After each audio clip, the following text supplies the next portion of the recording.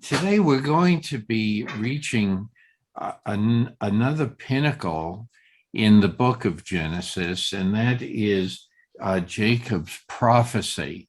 Oh, wait. And we will discuss it almost, yes, David.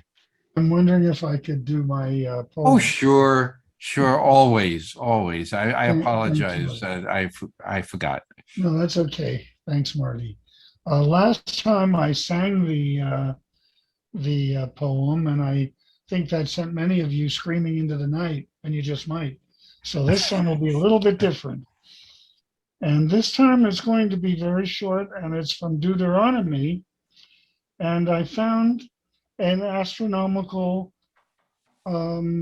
quotation from Deuteronomy chapter 4, verse 19.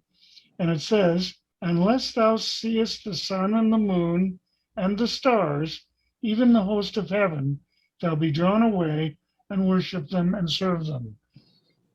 God is telling his people through Moses, do not worship the sun, the moon, and the stars. That's not a good thing. However, he doesn't say that you can't study and observe the stars, the sun, the moon, and the stars. And that's what I do. Right. Very good. Again. Very good, David. And it's interesting how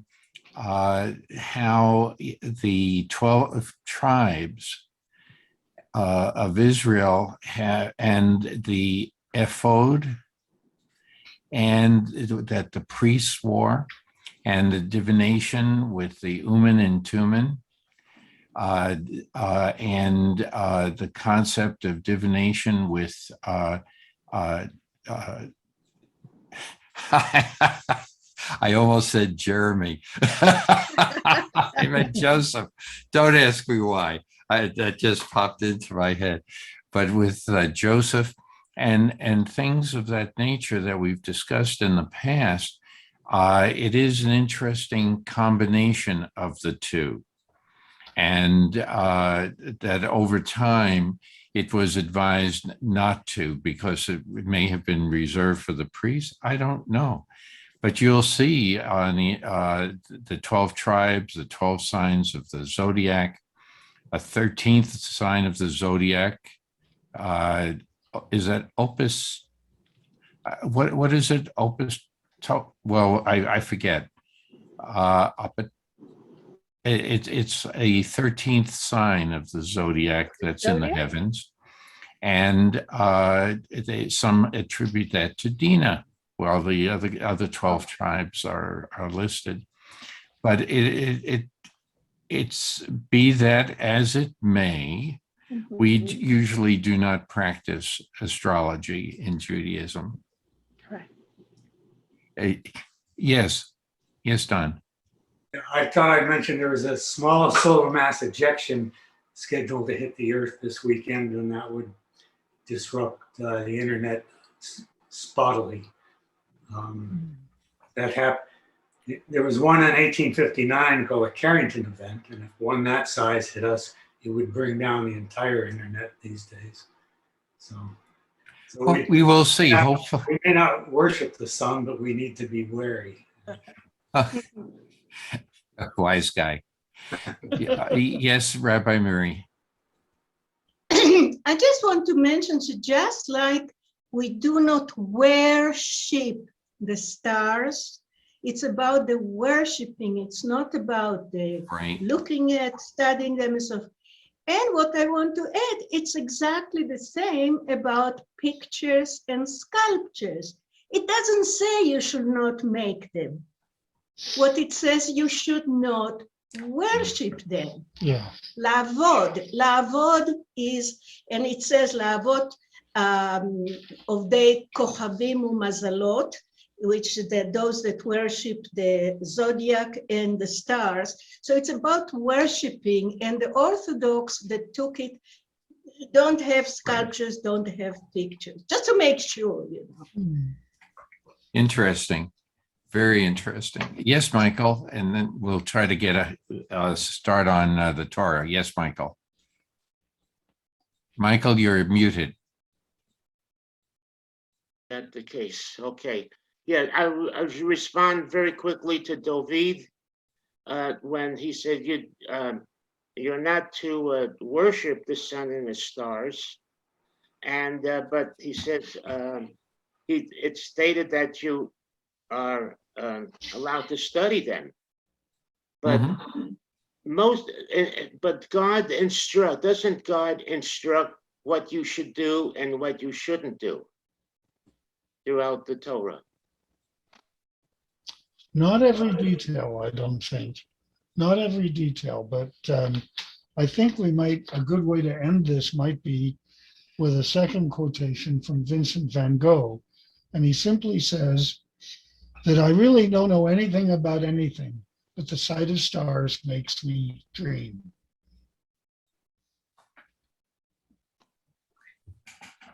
Hence, Starry Night. Yeah, exactly. Very good. Anyway, we are going to begin with Genesis 49, verse 1. Yes, Gail. Now, just a quick comment. This in the source, the source revealed who wrote what. This whole section that we're about to read is attributed to the kingdom of Judah, which came on after we were in the promised land. So just keep that in mind. Prophecy come true because they're looking back, blah, blah, blah. So anyhow, just to let you know that is attributed to the kingdom of Judah, this whole section. Okay. Any other discussion? So if somebody would care to begin reading, yes, David. Okay, I would like to begin. What I'm going to suggest at the if you would read verses 1 and 2. Okay. And Jacob called unto his sons and said, gather yourselves together, that I may tell you that which shall befall you in the end of days. Assemble yourselves and hear, ye sons of Jacob, and hearken unto Israel, your father. Any comments? Yes, Gail. Question. You said the end of days. I have future of days, in the future days. Mary, would you clarify that, please? You're muted. You're muted. I have another translation that says days to come. That would be future days. Right. Well, this is not to be translated word by word, but this is when we say Ba'acharit Hayamim, is that it's talking about in the future. So it's a statement that says in the future. Okay. Thank you. Yes. It's interesting that there were slightly different English translations, but most of the translations were not end of days, but as was pointed out, looking towards the future. And we are going to embark on that as we discuss each one of the brothers' prophecies. It's an interesting gift. Here they think that they're going to be divvying up all the wealth and statements like that. And Jacob is going to be giving them, if you will, a form of a living will. Now, I know we have discussed this, but here it's in the form of prophecy. What will happen with each part of the family, each person in the family? Yes, Don. I know in the King James version of the Bible that those words are translated as the end of days. Now, I wonder if Pastor Bruce would be willing to comment on whether that particular verse is referred to frequently in?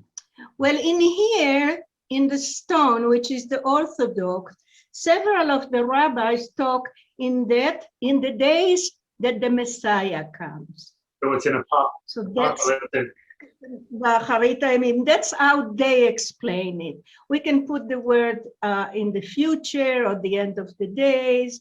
You know, every interpretation that you put that will work. Okay, but does that particular verse feed into Christian study, Pastor Bruce? All of the Torah feeds into Christian study.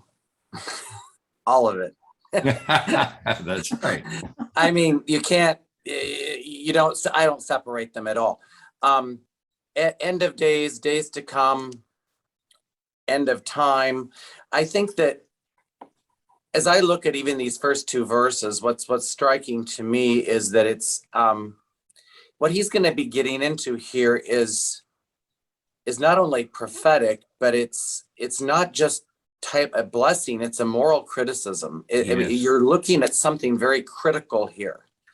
Correct. And you think about what's happening as we go through this, just the idea is that it's more prophetic and critical than it is blessing in many ways. I think, anyway, as I look at it. But days to come, end of days, future, all of those things to me, like Mary says, they're all inclusive here, I think, in general.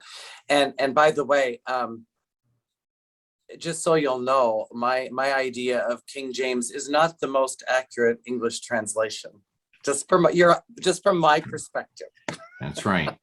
When Anyway, that's why they say King James Version, yes, because there are other. To me, it's not the most accurate. That's right. That's right. Susan may disagree with Yes, me. She has her Suzanne. hand up. Well, actually, I do disagree. I love the King James Version. However, but we know that, I mean, the translation issues with King James is well documented. So that's why I tend to go towards that one than some of the newer versions. But I just wanted to say in the King James version that I'm looking at, it says in the last days. I mean, it doesn't Okay. say days, it says last days. That's all. I mean, it's Yeah, there are different all going ways. to come in the future, but That's right. Now, one of the things that I don't think people immediately are attentive to when they say that things will come to an end and then it's going to be reborn. Okay. Do you realize that every nanosecond of the day that is going on in your life? Because every nanosecond you're making a decision of some sort. So what has been in the past is gone. So by the time I finish saying this, I've moved on into a future realm. So basically, scientifically, if you discuss the present, you're discussing what is commonly known as Planck time. Otherwise, it is just past and present. I mean, past and future, which is an interesting concept when you get down to squabbling over the dimensions of subatomic particles and things like that. Oh, okay, Gail had her hand up and then Michael. Oh, just real quick, welcome to Buddhism. You took the words right out. I was going to ask that question. That is correct. And yes, Michael. Michael, you're muted. Actually, what you're demonstrating is simply the continuation of life. It's continuing every nanosecond. Yes. Yeah, There it's is like we never step in the river on the same place. You know, put your foot and it's never the same one. That's Gail's Buddhism. Yeah. Yes, that is correct. Now, Suzanne, I wanted just to share with you, in Judaism, we don't have the end of the days, like an apocalypse kind of thing in which the world disappears. So that's a kind of tricky translation, although I respect James and you, but as a concept, we don't have that the world disappears. I mean, there are Torahs, there are bad stuff and all kinds of problems, but not disappearing. So it's interesting, the translation in the, and I don't know if you look at the commentary that you have there, see what they mean, Suzanne. But as a concept, we don't have in Judaism. That's it. Okay. Yes, Don. As long as you're getting into physics, Marty, Planck time, that's a measurable unit, smallest measurable unit. But, you know, when we perceive things and what we think of it as a now, let's say we see something, we don't, all that's happening is that some light rays are getting into our eyeballs, and then they have to be converted chemically and stored in a neuron, and then they have to be read out into our conscious awareness. We have no idea what's out there. You know, Correct. We only are limited. That's right. And there are a lot of theories and ideas about consciousness. What is it? The delays of transmission transmission through nerves, and it is a flow of electrons through nerves as it passes from one chemical to one molecule to another. And it somehow it allows us to move or to register what we see. It's an amazing series of things, but that takes time. It has to travel. Nothing is instantaneous, and so there are a lot of different ideas out there. But there is something to be said. There is a tremendous overlap in Buddhism and Judaism. The whole concept of think before you speak, okay, is right out of Judaism and right out of Buddhism. There are other religions too that advocate that, and that's just one example. There is a lecture. I also help conduct and lead a philosophy club, and the lecture I've selected on Taoism. The professor he makes his statement, and then the screen goes blank, pitch black. I've never counted the seconds, but there is a distinct reason why that occurs. Okay, this is no different than what I mentioned in physics, no difference in Judaism, no difference in other Eastern religions and like that. It's just you have to remove all the clutter from your mind in order to think. And that is something that's very common. Yes.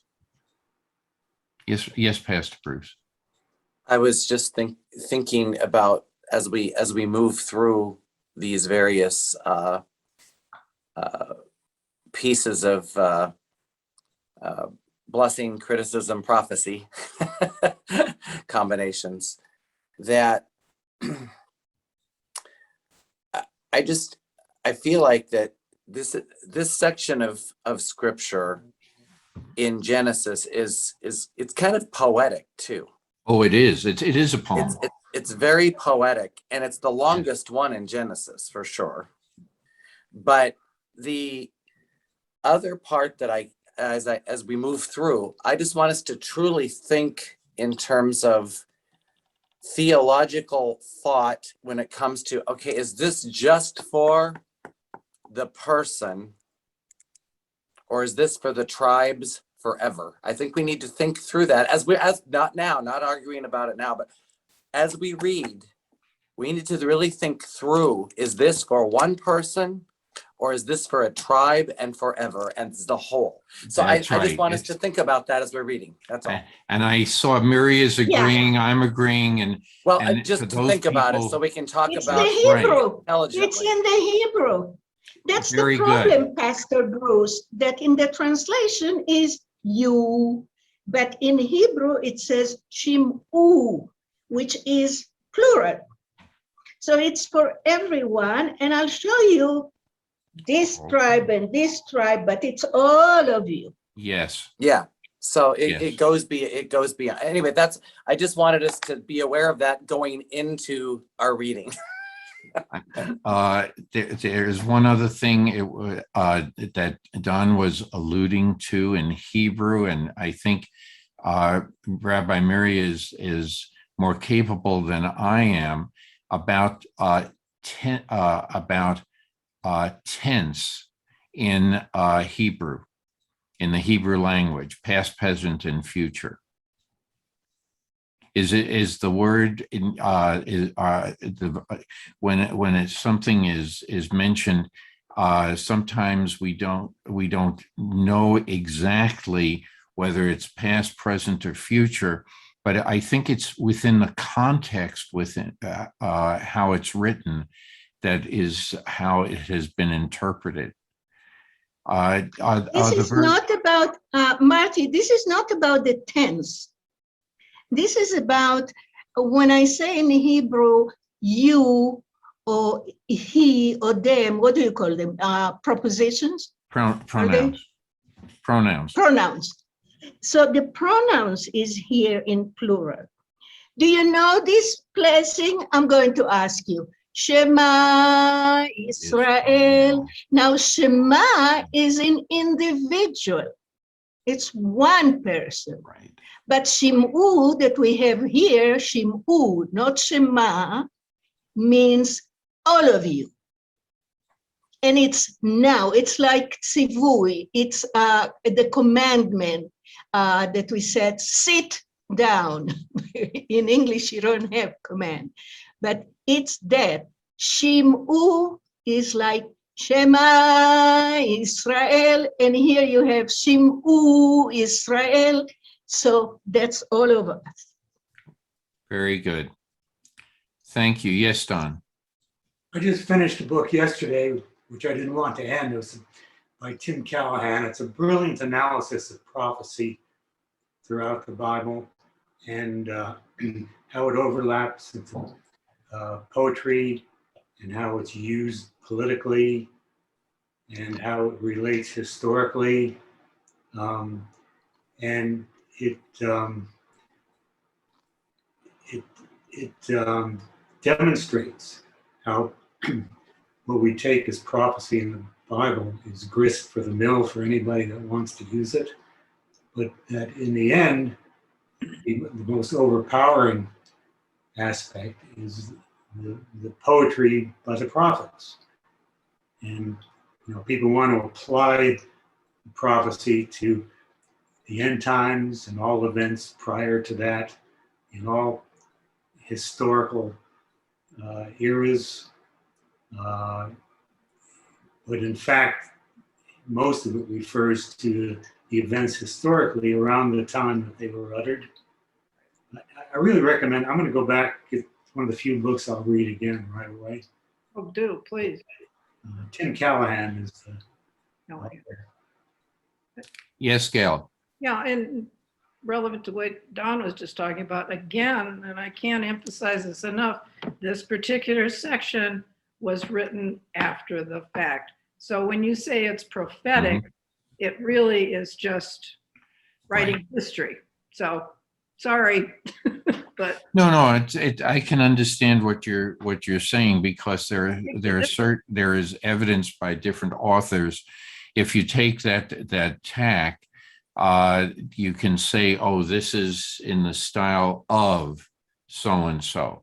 And Friedman, Gail uses Friedman as a source. And yes, in Friedman's interpretation, it is very, very much his commentaries point to the fact of different authors at different times, and very good, Gail, very good.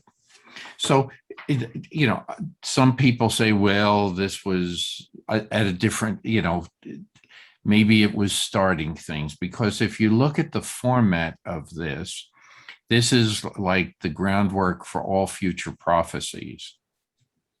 Okay, it lays things out, and we are going to be reading. We have the luxury, we are privileged to know other books and how these what is said in each line comes true in the future. Okay. Mhm. And so I think that it becomes very important in that regard. And then when we're finished with everything, we will ask the question, well, can you change the future? Or is it going to be a tragedy like Oedipus? Okay. So we don't know yet. So that's why I say it's something to think about. That's all. And when we finish all of this, we can come back to that discussion. All the what ifs, what woulds. Okay. So, David, if you would read verses 3 and 4. Yes, I'd be certainly happy to do that. First, I would like to call your attention to Wendy's lovely necklace that she has. It's kind of hard to see. You have to sort of stand up. It fades in and out when she leans down. Okay. And it has some personal meaning in that Wendy and I used to be participants in the senior Olympics, yes. in the day. Now my Olympic effort is limited to getting out of bed and dressing and walking over to the computer for our session. And that's about it. But Wendy, I just wanted to point that out. She's going to come in next to you very shortly. And she has something. We have been binge watching the Olympics. We've been taping everything on our DVR, sometimes speed watching through. But I love the Olympics, and I noticed like the women's volleyball teams or the beach volleyball all wearing this necklace, and I went, oh, David, I would love one of those. And then we found it online. So that's cute. I think it's wonderful that with all the problems we're having in the world, that the Olympic traditions do so much to bring us together. Anyway, chapter 49, verse 3. Okay. Reuben, thou art my firstborn, my might, and the first fruits of my strength, the excellency of dignity, and the excellence of power. Unstable as water, have not thou the excellency, because thou wentest up to thy father's bed, thou defilest thou it, he went up to my couch. Okay, now let's try to dissect some of this. And first, as usual, I ask for comments. So, or questions. Please feel free to do that before we start piecemealing this. I'd just like to know what is your source you're reading from? Well, it is the Songino Press. It's the Dr. J.H. Hertz Pentateuch and Haftorahs. Yes. And that's the version that I am using, reading it as well as I can. Yeah, Hertz and Plaut are almost identical. So those they have plowed, it's almost like hertz. Hertz is older than plowed. What I would like, Marty, is as we read along now, to pay attention, who was that says that is poetic? Was it Dovey? That is a poetic part? It's not just poetic, it's poetry. Now, if you think of poetry, how can you tell that this is poetry and not prose? This is a question to the group. When you look at the text, look, not even read, look. Ideas are either in one line or two. Sometimes they will skip and be picked up in another verse. And that's right. That's content. But when you look at it, prose is a continuation, maybe it has paragraphs. But if I look at Gail, if you look at Elliot Friedman, look what he does when he talks about it. Yes, very good. Yeah. And the rest of the poetry and this is how it appears in the scroll. Right. It's smaller, and so we know that this is poetry. Now, regarding the wording, pay attention, please. And this is in Psalms as well, but in all poetry you'll find it, not in modern poetry that doesn't have any rules, but in poetry you'll find one sentence and a parallel sentence with other words, perhaps, a sentence and a parallel sentence. For example, the first one that we read is I'm looking to the English. Assemble yourself and you'll tell what will be at the end of the days. And then it says, gather yourself, all sons of Jacob, one sentence, and listen, Israel, your father. Now, sons of Jacob, we know that Jacob's other name is Israel.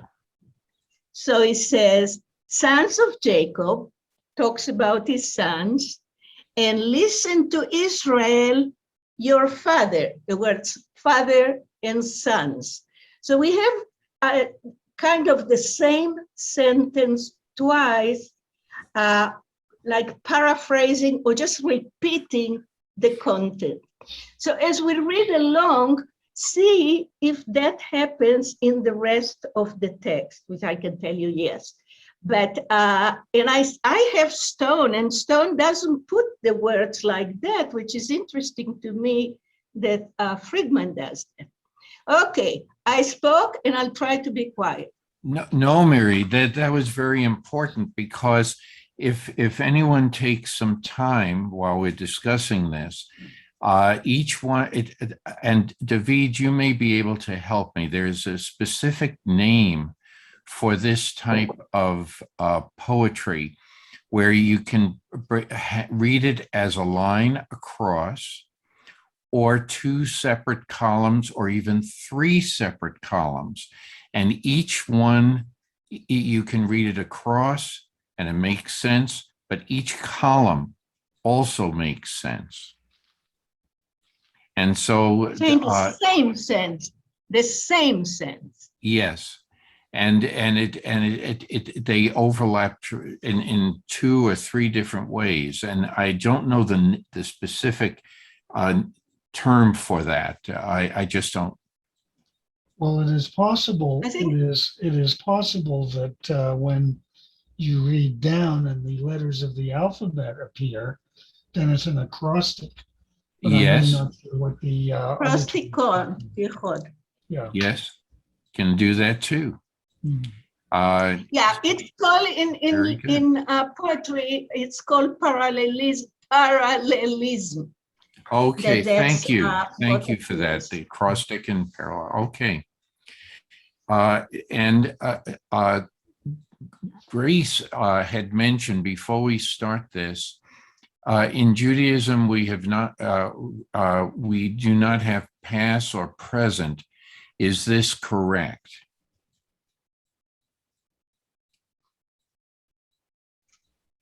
Well, there is a problem with Hebrew.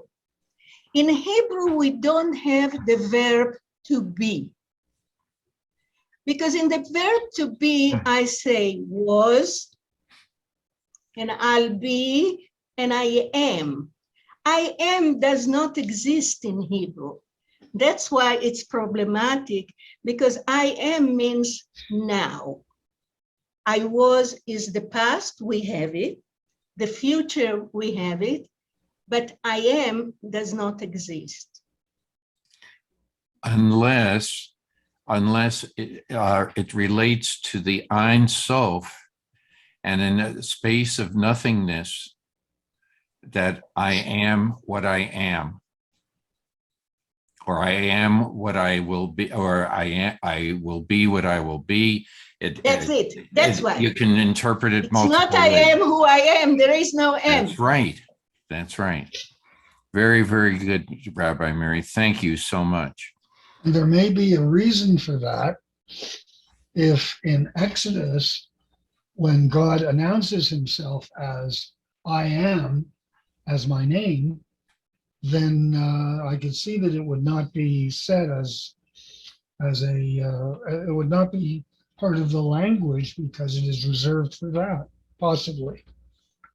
Good point. Yeah. That's what I was thinking, was that it's set aside for the Almighty, period. Right. Mm-hmm. And it in the Kabbalistic terms, that's why I mentioned Ein Sof. It's basically something from nothing. Well, it's Okay, Hashem. it's a plank time. It's also it's when you read the Torah, it's godlike. God says, I am yet to be, I will be, and so on and so forth. That's exclusive to Hashem. Mm-hmm. Okay, good point. I understand where you're coming from, but those are in the translations of the same words in Hebrew. The different translations. Yes, Don. Yeah, coming back to the definition of whether it's poetry, I'm not sure a structural analysis will make it poetry. I mean, I see in the Green Valley News people send in prose and they break it into verses and then it's poetry. I mean, there's so many other qualifications before you can come down on the side of poetry. It's not, there's a structure, but then there are prose poems in which you can't use structure because it's all continuous. And then you've got rhyme and you've got alliteration and allusion and everything else. So no, but the repetition, Don, is the repetition of this part of the sentence to this part of the sentence. And I agree, I won't use the word poetry. Okay, let's not use it. Well, I don't care. What we have a sentence that half of it is repeated in the second part. But is that a chorus or is that poetry? It's because there's such a thing as a Greek chorus, where then the chorus comes in behind and repeats it, and then now you've got a chorus. Not necessarily poetry, though. You've got a song, maybe. Anyway, I'm going to shut up because I spent years studying this and I still don't know anything. So. Okay, Don, let me give you an example of what I mean, okay? Members of Beit Shalom, listen, members of Beit Shalom, and pay attention, the people that comes to the temple, or your temple. Listen, the members of Bet Shalom, and hear me, the people that attend services. So it's almost the same meaning that I'm saying, and I might not be accurate. But what I'm trying to say is that you take this part and then repeat it in different ways, which maybe it makes it stronger, like you said, to a child, you say, listen up, hear me, kind of with the same intention. Okay, let's read and we'll see if Miri makes sense. Okay. So in verses 3 and 4, what other discussion can we have rather than, other than structure? Is there a difference between turbulent and unstable? Okay. One seems Where more do you see violent. those words? Can you, Pastor Bruce, can you tell me what verse are you looking at? 49, What 4, word? Verse 4. unstable as water 4, and okay. or as the case may be, turbulent as the waters. I have both things in front of me. I just was what does yours say, Suzanne? Suzanne, what does yours say on the famous King James? Mine says unstable as water. Unstable, and the one I'm looking at also has turbulent, which seems more violent. Yeah. In English. One would be more severe. In And then one English. is less severe. Right. So I'm just thinking about the Hebrew, and that's why I'm asking Mary a little bit, because I can see, what's more right in the Hebrew, I guess. How about the word? Well, Let Mary just answer first, and then Gail and David. Okay. But that's a when Wendy Stone hand. says, Stone uses the word impetuosity. I think it's the issue of impulsivity. Yeah, he's impulsive. Yeah, let me look at this again, please. Anyone Okay. else? That was Okay, also Gail. used in a commentary I was looking at. I would use the word unstable, or not unstable, but not dependable. It's just not dependable. Okay. Unstable, it says, Friedman says unstable like water. And I know Suzanne had her hand up, but Michael, did you have your hand up too? Someone else. Oh, David, Wendy wanted to say something. That's right. When I think of those two words, turbulent and unstable, because I am not a biblical scholar, I have to think of what I see in everyday life. And to me, turbulent is external, like environmental. So if there's a big storm outside, you can say, look how turbulent the air is and whatever. And then the unstable part is something that is weaker. So if you have a lot of turbulence outside and you have a poorly built building, for example, it is unstable, and the turbulence outside will then disrupt the stability of the building.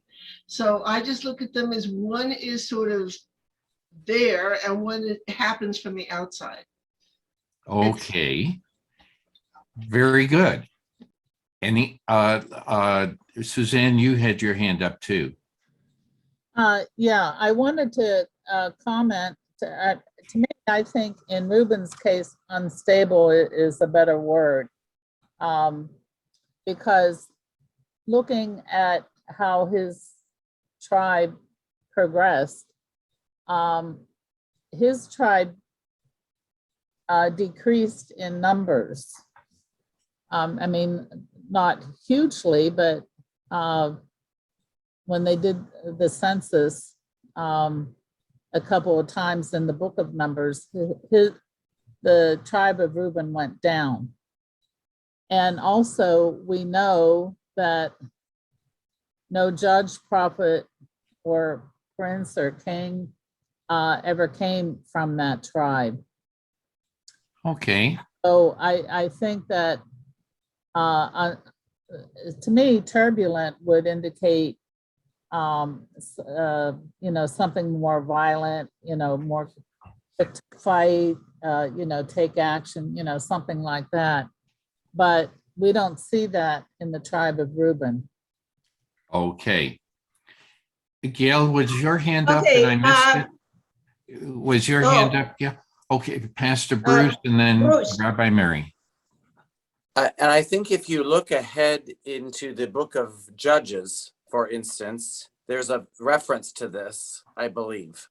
Mhm. If you look at Judges, let me double check the Judges chapter 5, verses 15 and 16. I would agree with Suzanne that unstable would be more characteristic, because I think what's being said there about Reuben's descendants are they don't make decisions well. They're indecisive Right. in the Judges. Yeah. Mhm. So that makes sense to me. Okay. Yes, Don. And then I want to take some time to read what's in another source. Yeah, in the context there, whether it's unstable or some other word, it's in a negative context, and you get the sense that Reuben is unreliable. You can't rely on him to observe. Good point. What's expected of him.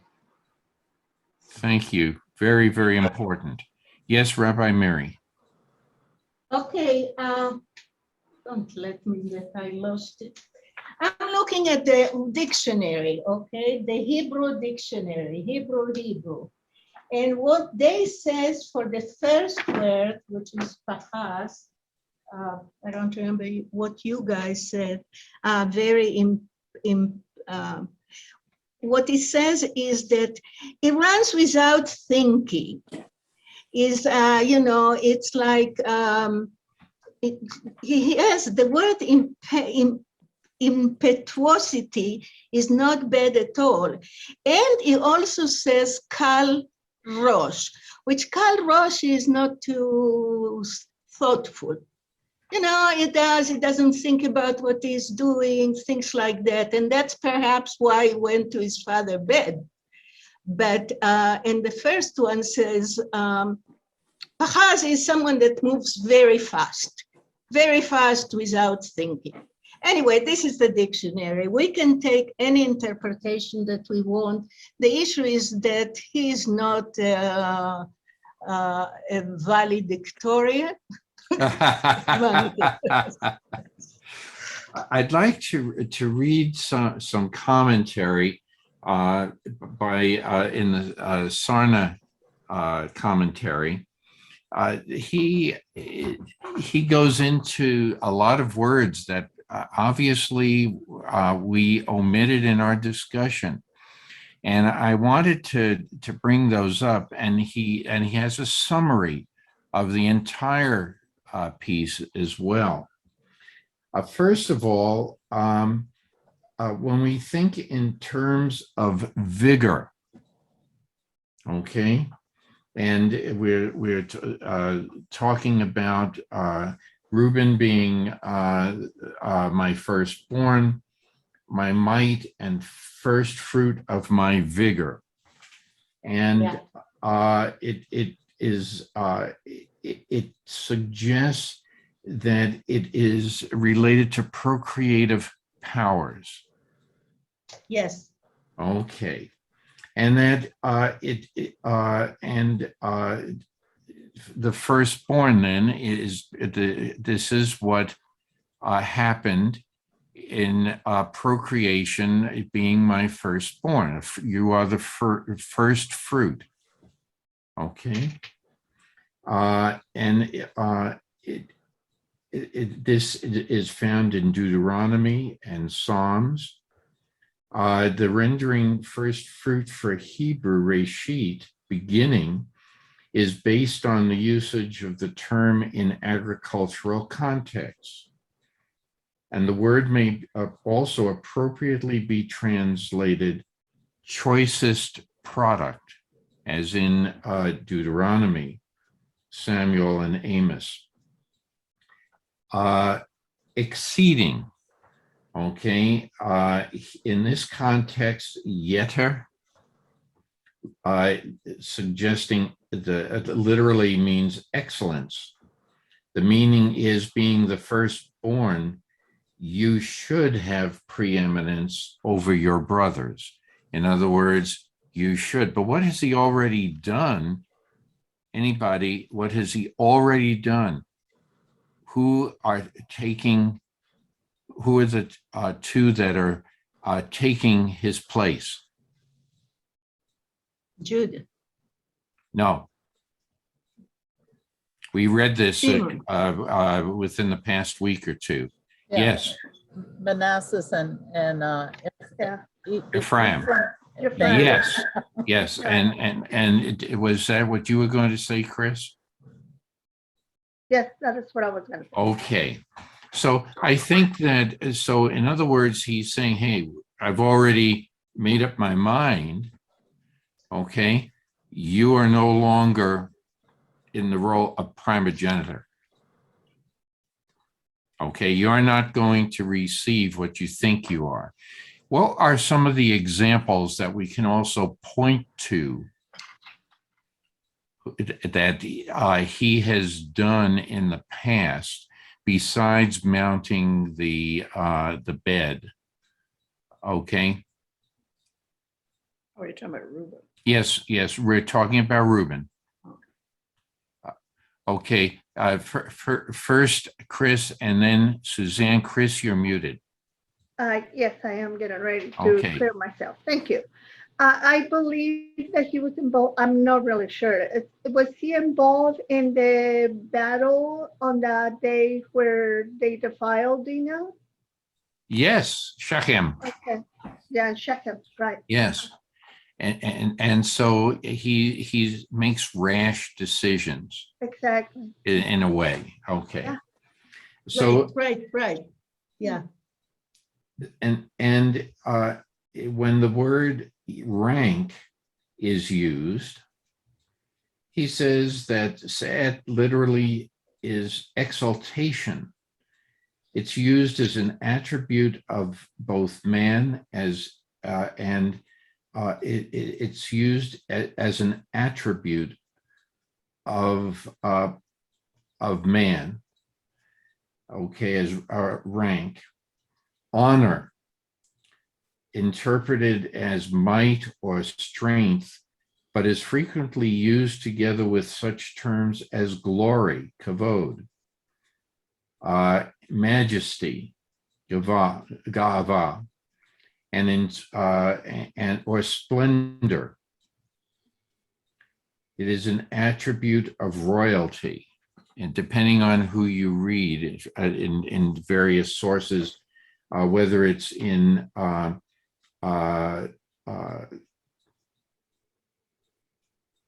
whether it's from the Hebrew or Book of Psalms, Samuel, things like that. So he's basically unstable with regard to these. Now we come to the unstable. Yes, Gail. Oh, I was scratching my head, but that's okay. Oh, I'm sorry. No, but I was Okay. I was reading this section again. Preeminent in bearing, Yes. but you'll not be preeminent because you're unstable. And then I got to looking at water. Water is unstable, but it's also very strong. Yes. Like our storm we just had. So there's strength in water, but it's also unstable. And that talking about that parallel thing that Mary was talking about, that's exactly what's going on here. There's, and with regard, yes, Suzanne. Yeah, I just wanted to add that he was advised his brothers not to kill Joseph, and then he later returned to the pit to let him out. Of course, by then Joseph was gone. So I think that plays into Gail's point about being strong, because you know he stood up for Joseph. Okay, but he didn't, if you will, follow through. Right, then comes the wishy-washy. Well, but that's Indecision. now, Indecision, right. when water flows, we've talked about torrential flow of water, eddies, flow of water in circular fashion. They can suck you in and make you believe that, you know, I use that phraseology because somebody who's a leader can speak in such a way that they will suck you into the eddy of, you know, and make you believe and force you to believe a certain way, or you think you're believing a certain way. But also, water is unstable. What happens to it? What happens when you boil water?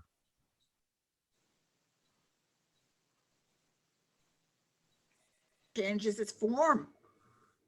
What? It evaporates. It steam dissipates into the air, becomes nothing. If water evaporates Right. into and becomes nothing. But it does add moisture to the air. Yes, but at that time they did not know that. There's no barometer mentioned or hygrometer.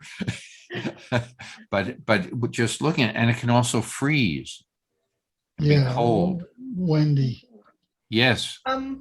You know, I am a water person. I spent my life around the water, and I have the utmost respect for what it can do. We're talking about a more turbulent water, but look at what just still water can do. You get a flood and then everything stops and the water level is still high.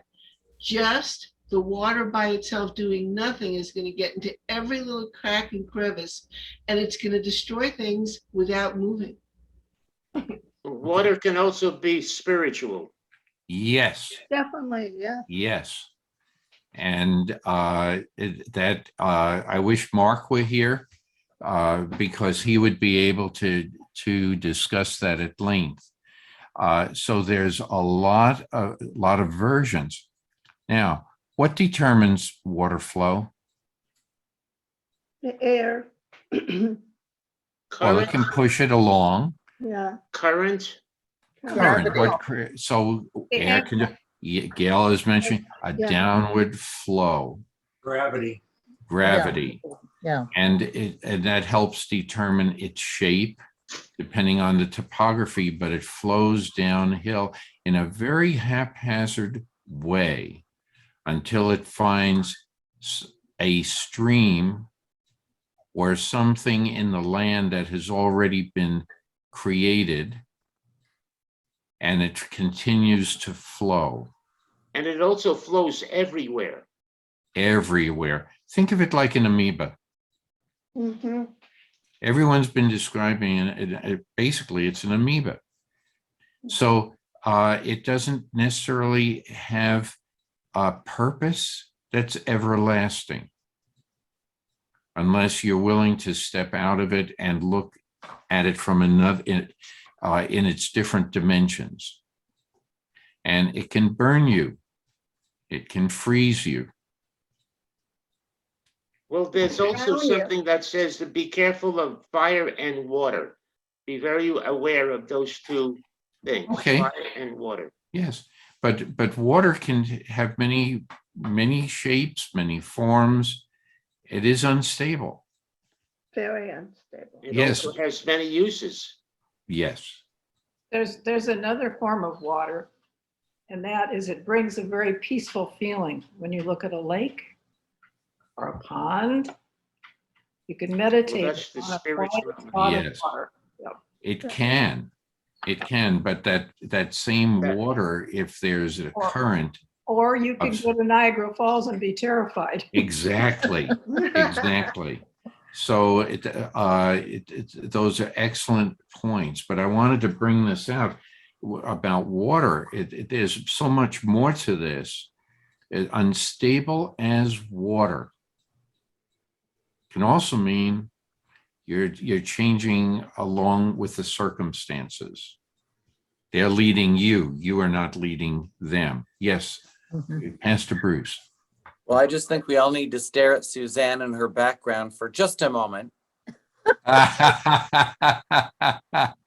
think in terms. There, see the background in her little slide there. There she is. There she isn't. The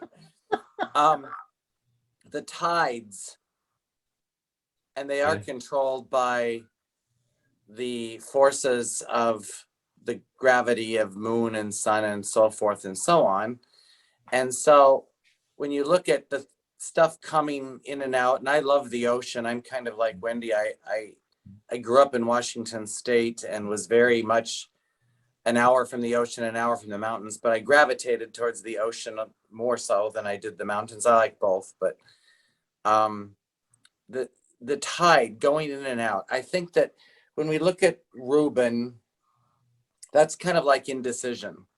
Yeah. The tides going in, I mean, they back and forth, back and forth.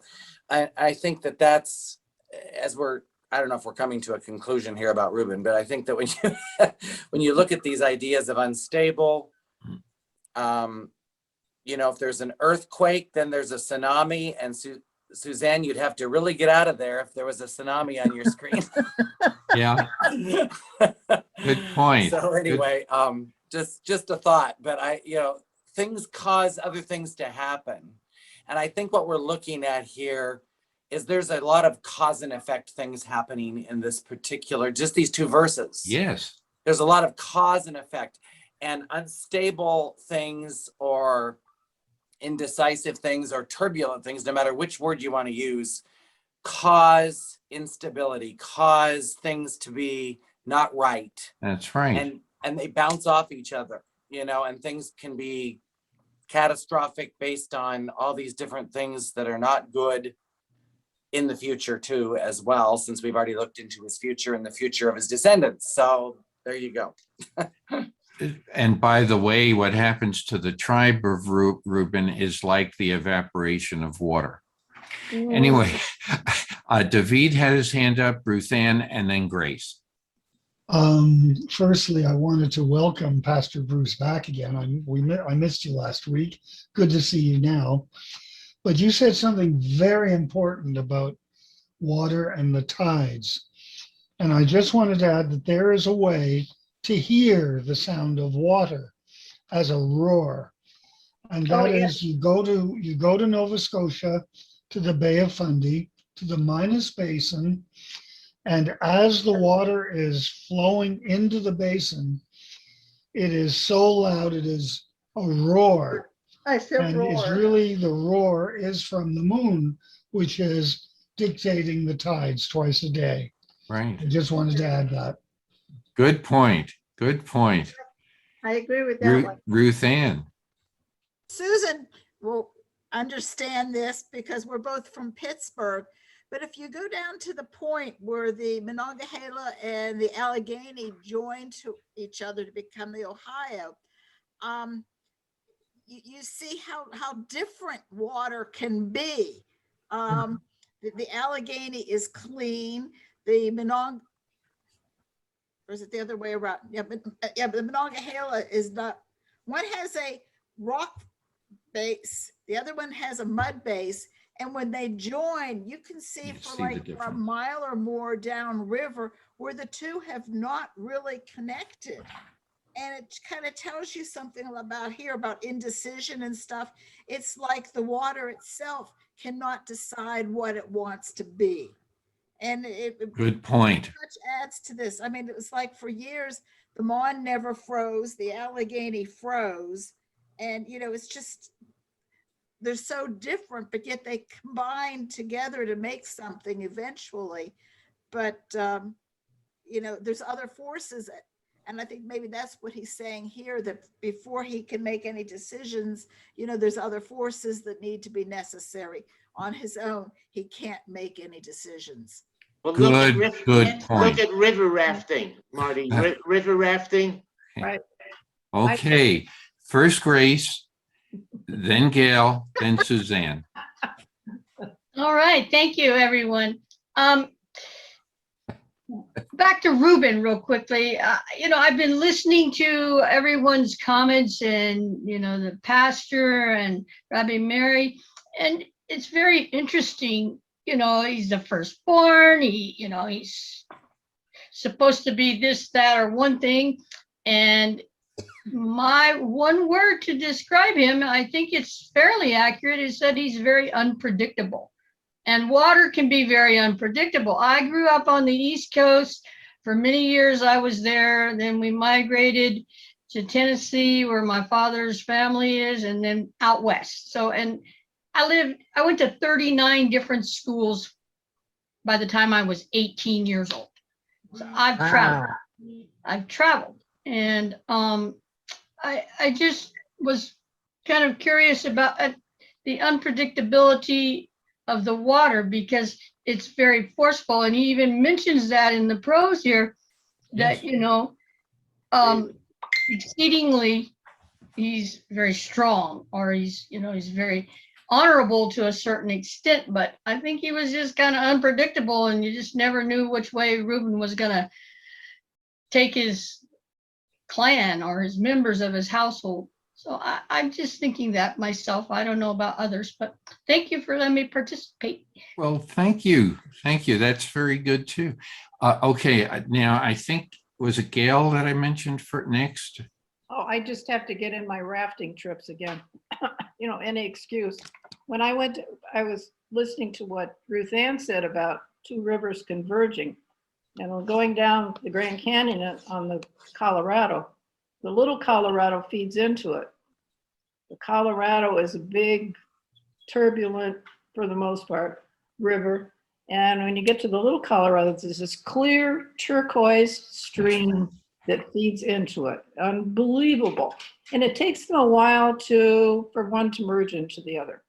But the confluence of the two is amazing. I'll never forget, ever. Good points. So I forget. Okay, now I got wrapped up in this, and I lost my place. Who was next? I guess Suzanne, and then Suzanne.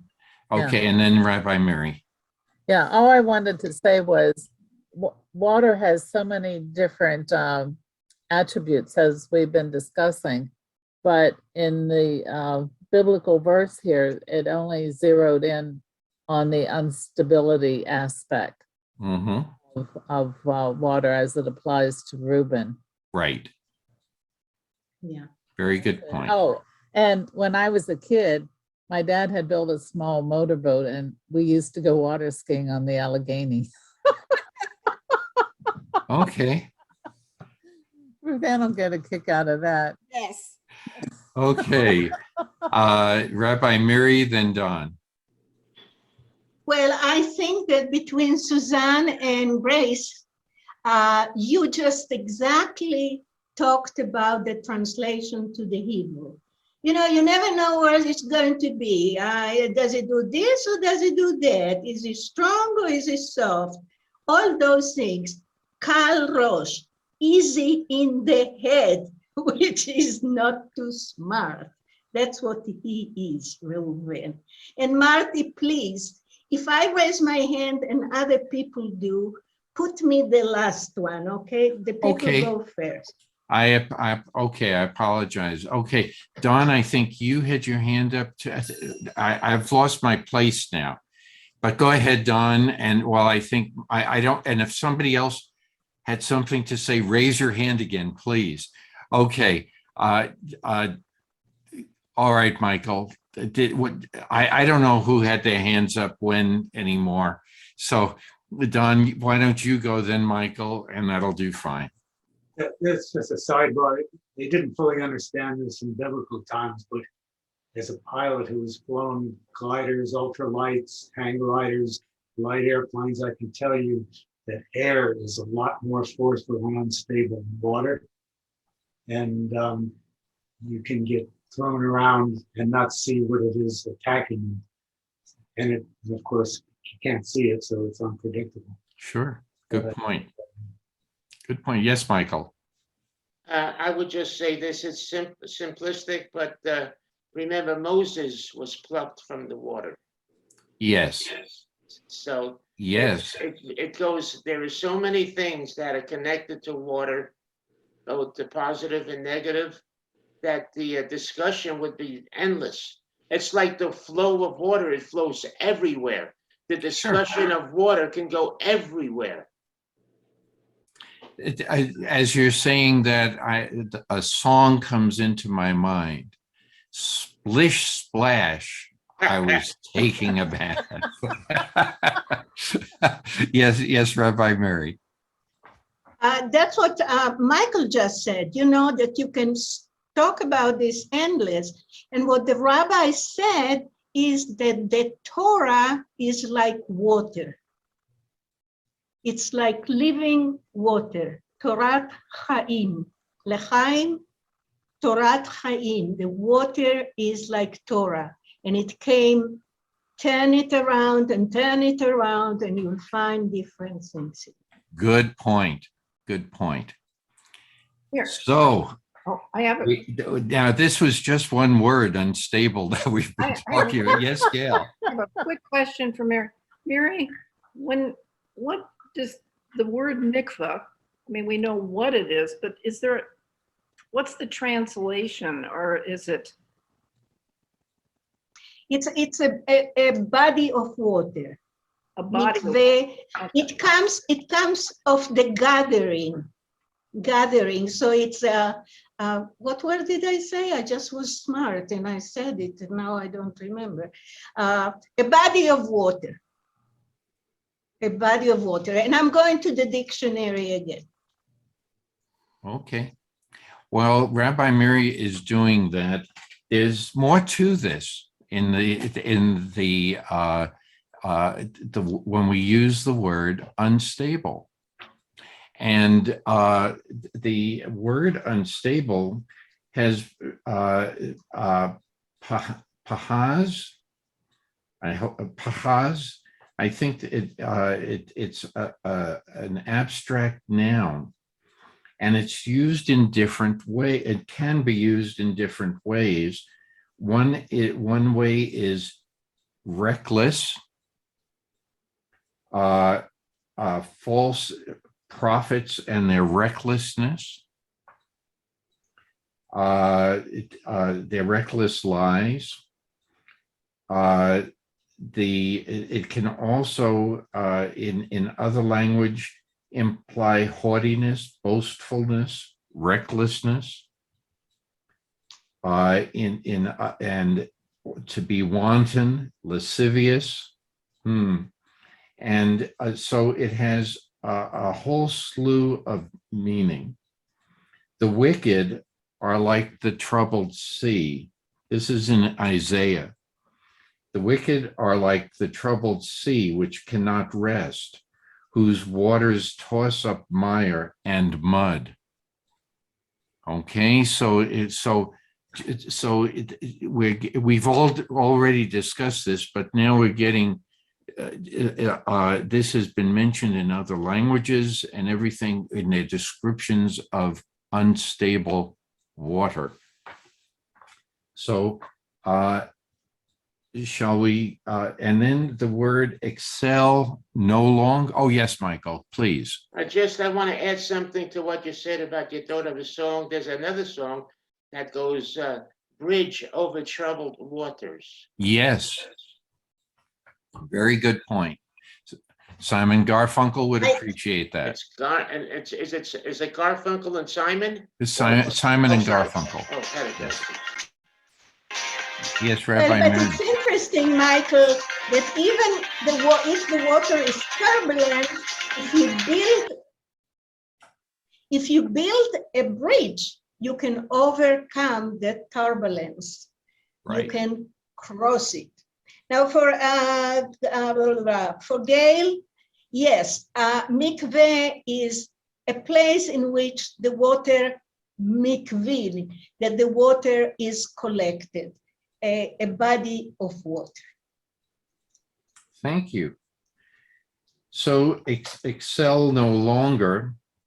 That is here in the source, you have lost your preeminence because of all of this. You shall not leave or have left over. It's a play on yeter excellence. Any other comments? And then when we talk about mounted the bed, it's, that phrase, the reference is to the incestuous act of Reuben that we already discussed. However, don't you think it was mighty haughty of Reuben to make the assumption that he can do all of these things before the death of his father, way before the death of his father? Interesting. Yes, David. I wanted to pick up on what you just said, and it was haughty of Reuben, but also on what Rabbi Miri said earlier, that the water is like the Torah. And I think that Rabbi Miri is describing water in a very beneficial, wonderful, good way. Whereas when Reuben is described as unstable as water, water is being described in a very, as Reuben, in a very negative way. Yes, very good point. Very good point. Any other things? Remember, if our eyeglasses are dirty, we need water, water vapor to help clean them, or water in some other form. Anyway,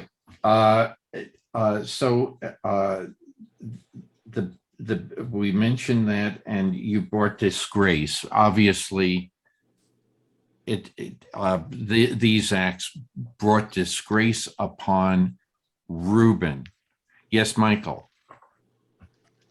Michael, you're muted. You're muted. Yeah, just Okay. one general basic point is that none of us can exist without it. Oh, with water. Yeah, we Okay. cannot exist. So Okay. that really would sum up the Yes. it'll sum the whole thing up. Okay, it was a little out of context that we had shifted, and I'm okay. And my dense head was there for a moment, and I couldn't help it. I couldn't help okay. myself. So let me read a commentary about Reuben. Reuben is censured for the flaws in his character and for his moral failing. He has proved himself unworthy of inheriting the headship of the tribes upon his father's death, and must therefore forfeit the prerogatives that otherwise naturally flow from the firstborn status. On one level, the demotion of Reuben reflects the ideal of leadership in Israel. Those who hold the responsibility of high office must adhere to moral norms. Misconduct that might be overlooked in men of lesser status assumes notoriously magnified proportions when perpetrated by those who rule. By the way, this was written over 50 years ago.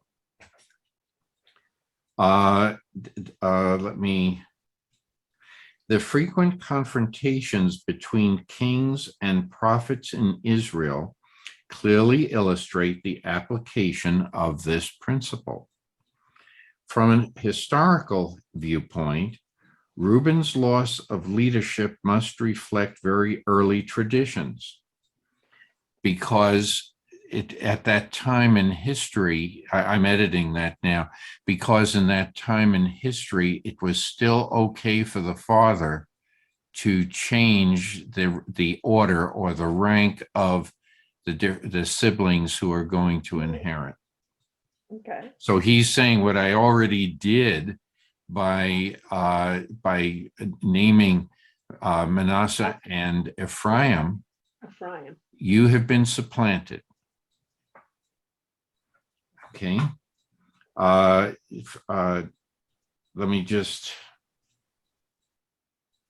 I lost my place. So this behavior that we were talking about in changing who receives the blessing as being progenitor, it's consistent. This action is consistent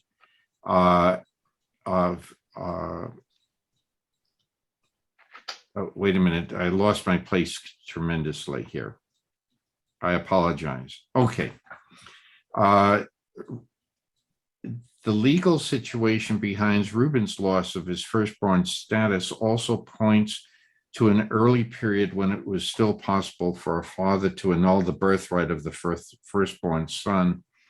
But later in Deuteronomy, this will be changed. Okay. Mm-hmm. Okay. I apologize. So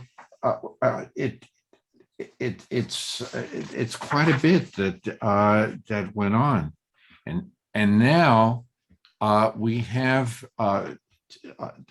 only a half hour to begin the discussion about Simeon and Levi. Okay, or Levi, depending on your on your pronunciation. It's either genes or somebody that's going to go somewhere. Anyway, so if somebody would like any other comments before we go on to Simeon and Levi or Levi. Okay, so let's go on to if someone can read, maybe Gail, I know you have your book open. I know David has read, so just read Gail, if you could just read for Simeon and Levi, verses 5 through 7. Okay. Simeon and Levi are brothers. Implements of violence are their tools of trade. Let my soul not come in their counsel. Let my glory not be united in their society. For in their anger they killed a man, and by their will they crippled an ox. Cursed is their anger, for it's strong, and their wrath, for it's hard. I'll divide them in Jacob, and I'll scatter them in Israel. It's interesting, he's actually cursing these two. Yes. But he only demoted Reuben. He didn't curse him, he just demoted him. So These two, he's pissed. So these are brothers. He could have in my translation in Plowed it says you're a pair. It could be that it could be in a derogatory sense. So I don't know, but partners or allies. What is he referring to in that? What did they take part in? Whose idea was it first to do something? Yes. Please, Chris. Well, the biggest event was Joseph's taken away and sold to the slavery. The beginning of that. Anything else? Pastor Bruce, and then Suzanne.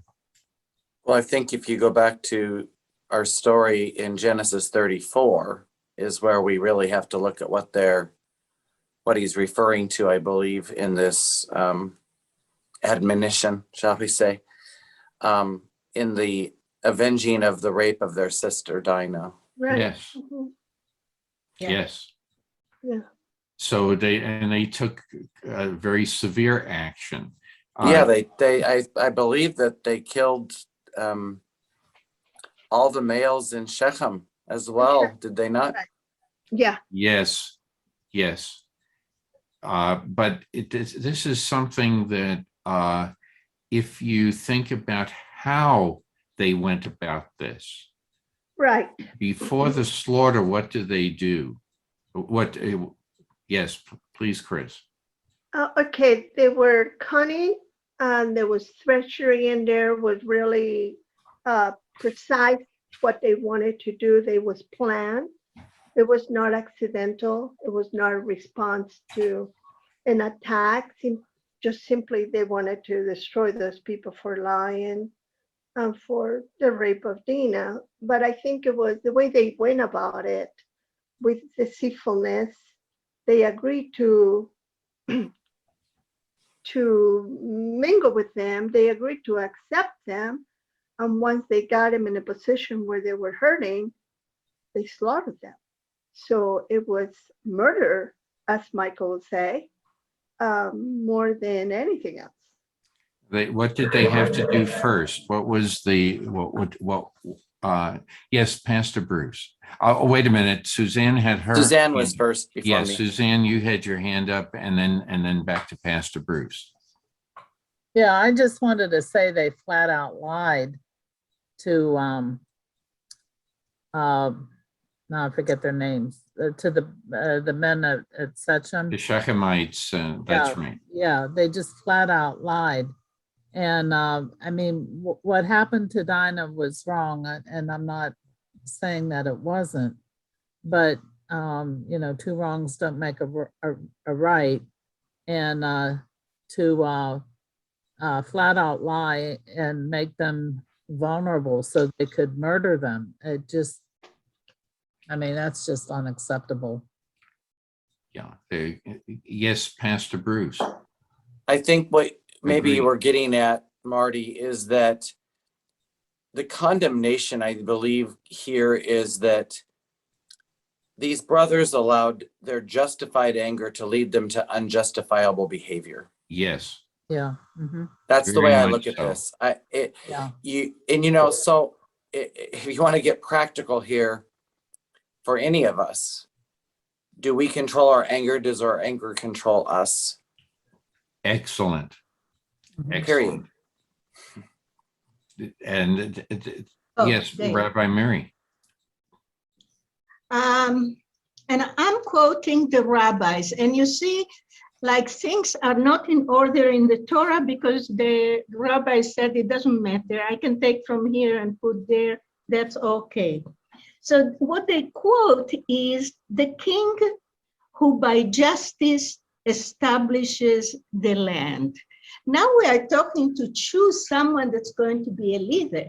So first he said, you don't think, you change your mind all the time. That was proven. You cannot be a leader. And now these two guys that are so mad and act in anger, you cannot be a leader. You cannot be leaders either. So this is the story that will lead us to who becomes the leader, the best person. It's not the best, but is established. So what we're seeing now, it's not just condemning for bad behavior, but saying with that bad behavior, forget the kingdom. You are not you're not good enough to be the leader. Okay, thank you. Very good. Yes, Chris, and then Gail. I think another thing that was very important was how they dishonored his father, because he seemed like Isaac was very upset. Jacob was very upset after they did that. They took his name in vain, and they abused the authority that he had already given to the ruler of Shechem and disregarded that. And that offended Jacob tremendously, and his honor was definitely smashed. Okay. Among the people of among the people of the countries, around them. Good point. Yes, Gail. It's also interesting that he doesn't differentiate between the two of them. He Right. condemns them Yeah. equally. He doesn't Right. separate. He doesn't say you. And then I was thinking back to when I was growing up as a teenager, and I never got into trouble unless I was with my best friend. Ever. I never got Easier, grounded yeah. when I did something by myself. It was always with that when I was with Jane. So, you know, I'm thinking again, the pair of them working in tandem, you know, yeah. Very good. Okay, Suzanne and then Dawn. I just wanted to say they also dishonored God. I mean, there's to be God's representatives, you know, as the chosen people. And by what they did in Sechem certainly did not honor God at all. Don? Yeah, I find it interesting. Reuben and Simeon and Levi are children of Leah. And so in a way, she's getting tarnished here a bit. And then at the same time, Manasseh and Ephraim are half Egyptian. But they are the sons of Rachel. Joseph is the son of Rachel.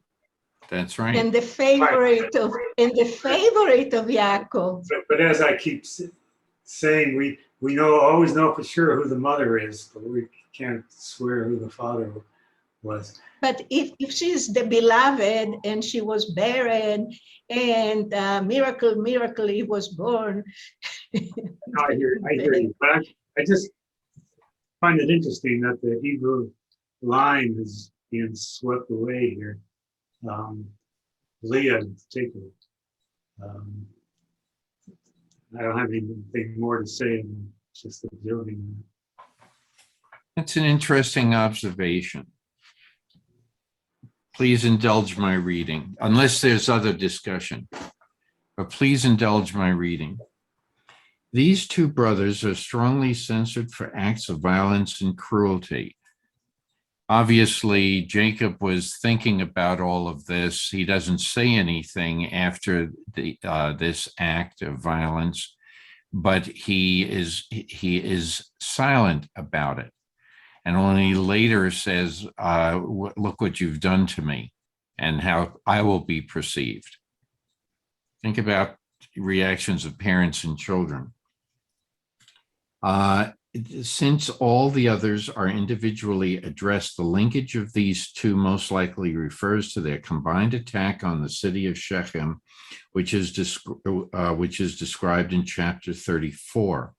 No other instance of joint activity is recorded anywhere. Jacob's initial response to the atrocity was fear for the safety of his group. Now, with the passage of time, the patriarch renders a moral verdict on the act. With Reuben disqualified, Simeon was next in line of seniority to inherit the mantle of leadership. After him came Levi. The testament of Jacob explains why neither of them did. The poem is clearly moving toward the glorification of Judah, which will come next week. The tribe of Simeon completely lost its importance. In the first Israelite census, the tribe numbered in numbers is roughly 59,000. For unknown reasons, its population is reduced to roughly 22,000 by the end of the wilderness wanderings. Neither the blessing of Moses in Deuteronomy nor the Song of Deborah mentions the tribe. From Joshua and in Chronicles, it is clear that Simeon was largely swallowed up by Judah and remained unsettled until quite late in the monarchy period. Now, here's an interesting commentary. Levi is here depicted as a purely secular, warlike tribe. there is no hint of its future role in the priesthood. Right. It's now, can you think of other events in Torah involving the Levites? That it's going to be in the book of Exodus and I think in Numbers. Okay. Yes, Ruth Ann. Suzanne. I'll get it straight. My mind is thinking of other things. I apologize. Well, when the Israelites made that golden calf idol. That's one. Yeah, the tribe of Levi was ready, willing, and able to execute those people, the ones who were primarily involved. Can you think of one other incidents? There are others, but just one other instance that he is from the same tribe. The story of Pinchas. Oh. Okay, and he's slaying someone who is defiling the tent of the meeting. And he slays the man and the female, who's a Canaanite, and he slays them. So this is a sort of a trait that runs in this family. And there are other examples of that come up in what happens to the sons of Aaron. Thank you. So they're impetuous. People, and so this is a line that's going to come up in future readings too. So yes, Suzanne. It's interesting that the tribe of Levi was exempt from military duty. Very good point. Yeah, given their propensity. That's right. There you go. So there is, I want to get back to Pastor Bruce, and then I'll finish reading the other thing that's interesting in the opposite of what Suzanne just said, also, I agree with it. That's a very interesting point if they have this propensity.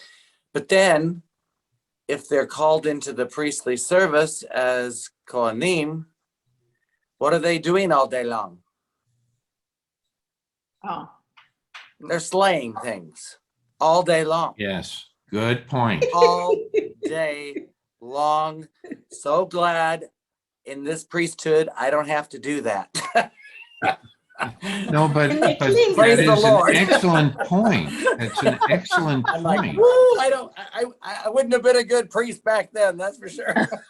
So if you want to look at this as prophecy, what does someone have to do at some point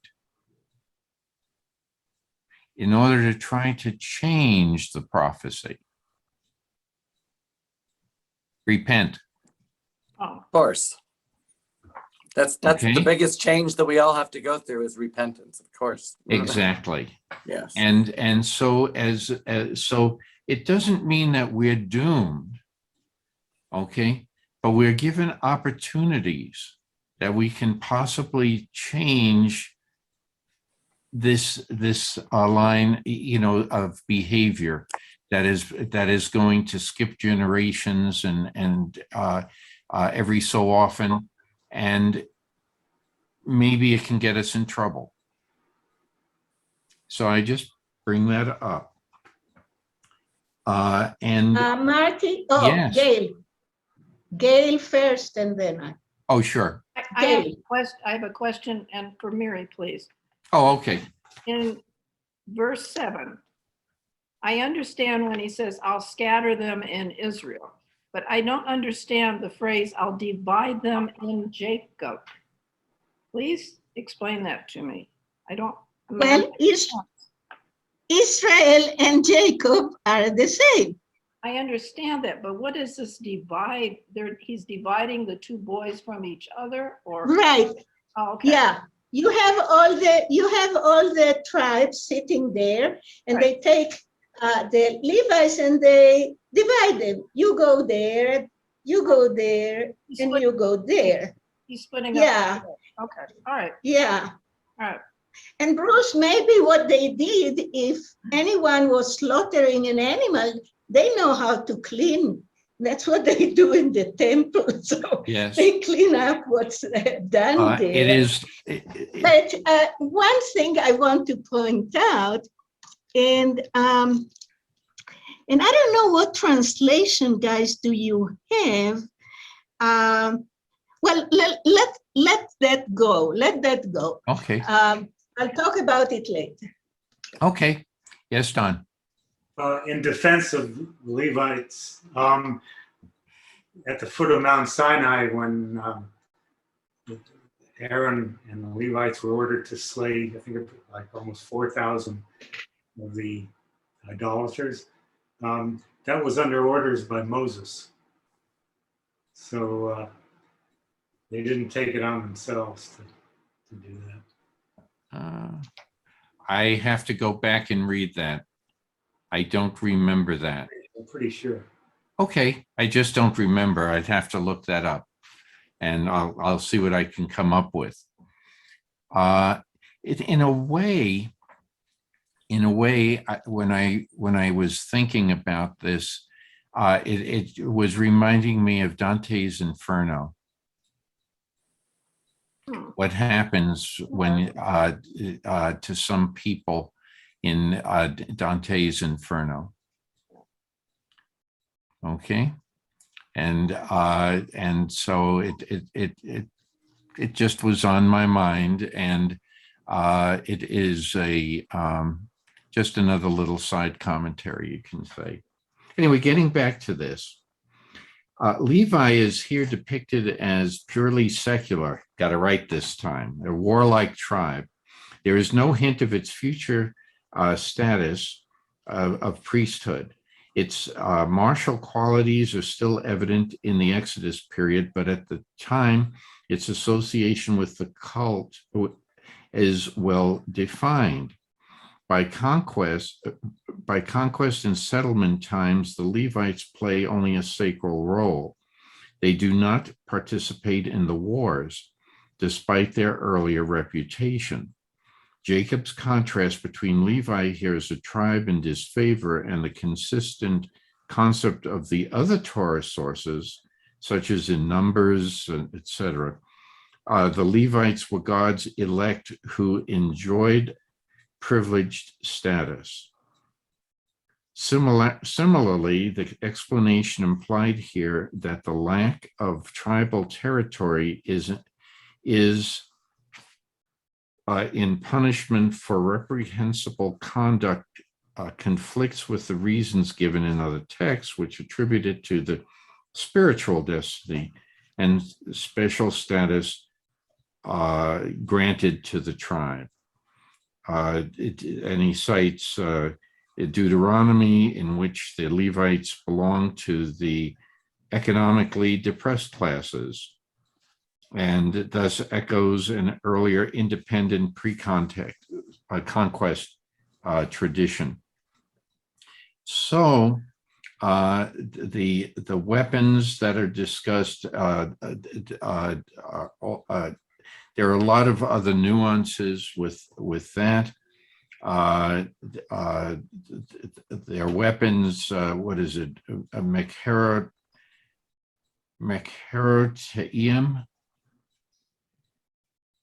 Tehim. It's a unique word, and it's guesswork. Nobody really can suggest anything. The present rendering is based on the Hebrew KRH, resh, hesh, to dig, hence a digging or piercing instrument. Again, if you think of the examples that we were talking about, that too would fit. And it goes on to a whole, in taking this apart also. So any other comments that anyone would like to make at this point? So we're talking about, if we're looking towards the future, you know, we see that Simeon and Levi, we discussed some of this already, what is going to become of them and their tribe, how it will play out. It doesn't go into details, but it talks about their traits. Okay. I think unless does any announcements or anything, I know it's a little early, but I don't want to stop in the middle of a discussion. Yes. If you go to announcements, I would like to make one. Well, I'm going to be traveling, so I won't be here for some time, not too much. You'll have to put up with me later on, because I enjoy this too much. Okay. Now, one thing that I want to point to everyone, and we didn't get here, we use the word leadership. This one is not good for leadership. These guys are not good for leadership. If the translation talks, including Stone, the Orthodox, if the translation uses the word king or kingdom, beware. Yes. Okay, beware of that. And you might want to go to the book of Samuel, and then you'll see why I'm saying what I'm saying. But do not buy into it. It's not king and it's not kingdom. Okay. Also, to add a little footnote, that it's also stated that if indeed you should have a king, this comes later, I think it's in Deuteronomy, this book should be at that person's side. I'm paraphrasing, right. The king's side. In other words, the lessons here should be remembered by the king, whoever you elect to be king. It's some good words. Any other? So I just wanted to underscore what Rabbi Mary said. Yes, Gail. Where are you going, Mary? Well, I'm going to see the water of that we spoke about. I'm going to Seattle. My youngest son lives there. I'm going to an art workshop for 5 days. And then I'm going to a tour of the San Juan Islands. So you see lots of water, and I hope, even if it rains, I'll enjoy it. I don't go to Seattle for the sun, trust me. Yeah. So that's where I'm going to be. Bon voyage. It's good. It's beautiful there. That's my home periodically, state. I love the San Juans. Okay. Periodically send us a little note talking about the scenery that's out there. It'll give us some wanderlust. Okay. Ruth Ann, did you have any announcements? Just Monday, the rabbi has his class at 10 o'clock. Everybody should have gotten their Zoom invitation. He's going to be, where is he going to be? He's not going to be in Green Valley, I can tell you that. Because we're saying it's 10 o'clock. He said it'll be 1 o'clock where he's going to be. I've lost his itinerary in my head, but he's still going to do the class from wherever he's at. And then Torah studies continues. I mean, we don't stop until October. Every Saturday we keep on going. If anybody would like to take part in the high holiday services, I'm looking for readers. And so if you want to do something, contact me and, Sign me up. Sign you up. Okay. Absolutely.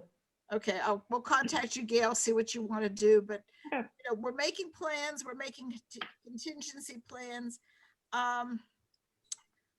Mary and Pastor Bruce, on behalf of myself and the congregation, we're trying to keep to just members for the service? Because we want, I mean, with COVID the way it is, we want to be able to track who's there and who's not. But I want to issue you both an invitation. Yep. If you would like to join us, you certainly, we would thank certainly you. love to have you. You know, just let me know. I'll send you the schedule of services. But otherwise, like I said, Brotherhood has their Shabbat service Friday night, the 20th, and then we have the high holidays. And the month of September is just packed with holidays. So that's it. Thank you. Any other announcements? Yes, Suzanne. Oh, not an announcement, a question for Dawn. What was the name of that book that you had mentioned at the beginning by that guy? Did you say Tim Callahan? Tim Callahan. And the title, it's got the word prophecy in it. I can't remember the prophecies, can't remember the exact title, but it's an analysis of biblical prophecy. Okay. Dawn? Yeah. Can you send the title to me and I'll send it on to Susan unless you have each other's contact information? Well, I'll send it to you and then you can do Okay. the distribution. Sounds good. Well, I want to, yeah, any other announcements or comments or anything? Yes, Mary. Take Michael. Okay, Michael, you first. Muted. Michael, you're muted. Michael,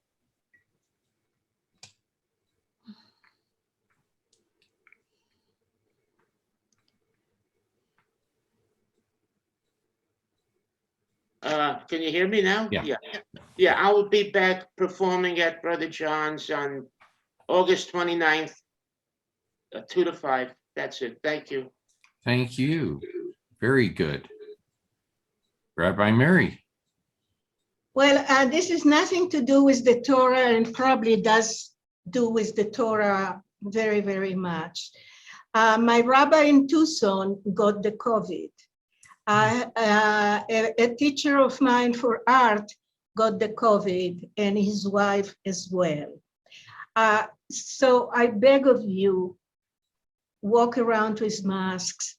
And if you have not been vaccinated, please do it. Please, please do it.